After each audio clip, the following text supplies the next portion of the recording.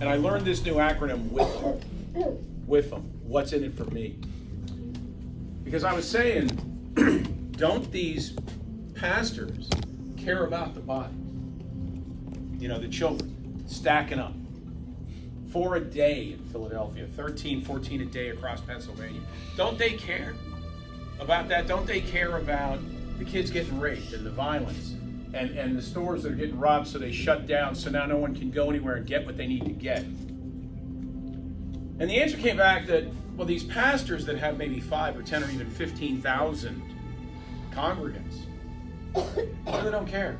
What they care about is the money. So this with them, what's in it for me?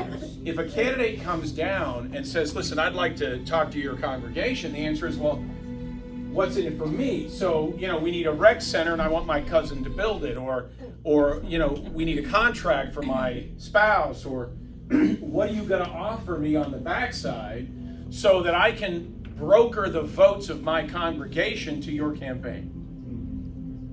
And I was sort of appalled. It never occurred to me that these Christian pastors were down there basically as brokers.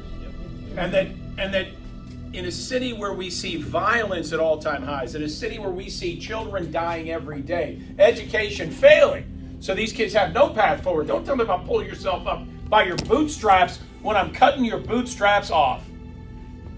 And these guys are worried about brokering votes?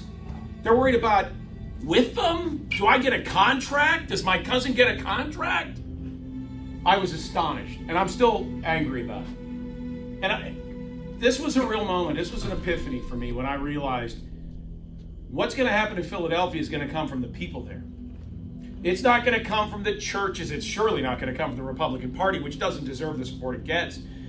And it's certainly not going to come from the Democrat Party, which is corrupted to its bone and has caused the circumstances that is killing those children.